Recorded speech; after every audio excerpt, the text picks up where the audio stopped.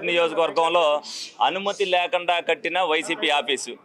ఈ స్థలం 2006లోనే డాన్ అనే కంపెనీ వాళ్ళకి అగ్రిమెంట్ అవ్వడం జరిగింది. 2009లో వాళ్ళకి రిజిస్ట్రేషన్ చేయడం జరిగింది. వాళ్ళు దీన్ని సెమీ పబ్లిక్ ల్యాండ్ నుంచి కమర్షియల్ కన్వర్సేషన్ చేసి అప్పచెప్పమని చెప్పారు. వాళ్ళు ఇక్కడ మల్టీప్లెక్స్ థియేటర్ కట్టుకుంటారని చెప్పారు.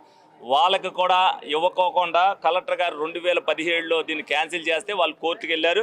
కోర్టులో ఏమైందనంటే ఒక ఆర్బిట్రీని నియమించి దీని మీద నిర్ణయం తీసుకోమని చెప్పింది.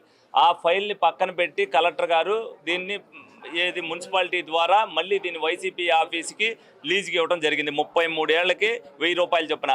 ఒక కంపెనీది పెండింగ్లో ఉండగా అసలు ఇంకొక కంపెనీకి ఇంకొకరు వైసీపీ ఆఫీస్కి ఇవ్వడం అనేది తప్పు. అలాగే దీనికి ఏ అనుమతులు లేకుండా ఈ బిల్డింగ్ కట్టడం జరిగింది.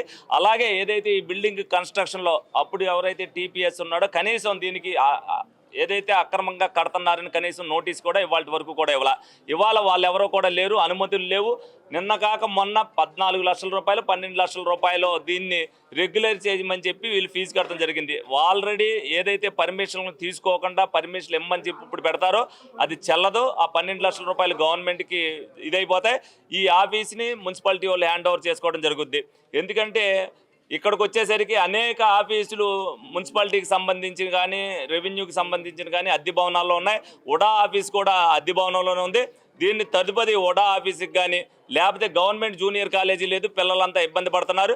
తప్పనిసరిగా ఏదైతే వీళ్ళు సొమ్ము దుర్వినియోగం చేశారో అది దుర్వినియోగంగా ఉండకోకుండా ఉండే దశగా ప్రభుత్వ దృష్టికి తీసుకెళ్తాం. తప్పనిసరిగా దీన్ని ఉడా ఆఫీస్కి కానీ లేకపోతే గవర్నమెంట్ కాలేజీకి కానీ ఇచ్చే ఏర్పాట్లు చేయాలని మేము అందరం కూడా కోరుకుంటున్నాం.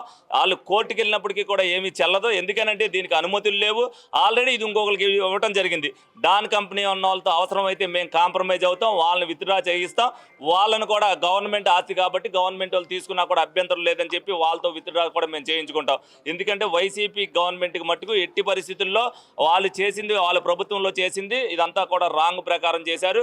రేపు రాబోయే రోజుల్లో ఏదైతే ప్రజాపయోగంగా ఉపయోగపడాలని మేము కోరుకుంటున్నామో ఆస్తులు దుర్వినియోగం అయ్యేదానికంటే ప్రజలకు ఉపయోగపడేటట్టుగా ఉపయోగించుకోవడం మేలు కాబట్టి ఆ విధంగా చేయమని కోరుకుంటున్నాం.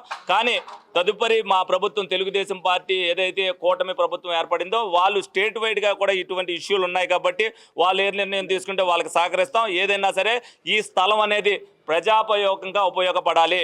ఏదైతే ఏలూరులో బీసీ హాస్టల్ కానీ ఎలాగైతే అండర్ గ్రౌండ్ స్కీమ్లో పెట్టి వాటర్ ప్లాంట్ కట్టారు అవన్నీ చేయకోకుండా దీనికోసం ఇన్ని డబ్బులు వెచ్చించడం ఎంత ఇది అనేది దుర్వినియోగం ప్రజలందరూ తెలుసుకోవాలనే ఉద్దేశంతోనే ఈ రోజున ఈ ఆఫీస్ని విజిట్ చేయడం జరిగింది. ప్రజలందరూ కూడా తెలుసుకోవాలి వైసీపీ ప్రభుత్వంలో ఎన్ని అక్రమాలు జరిగినాయి. ఇది ప్రతి జిల్లాలో కూడా జరిగింది.